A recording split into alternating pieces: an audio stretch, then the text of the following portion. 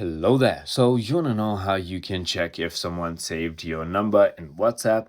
This is going to be the only video that you'll ever need to watch on the internet. So, with that being said, let's get straight into the video. Well, there is no direct way to know if someone has saved your number on WhatsApp because the app prioritizes user privacy. However, you can use the broadcast list feature to get a good indication. If you are unsure whether someone has saved your number or not,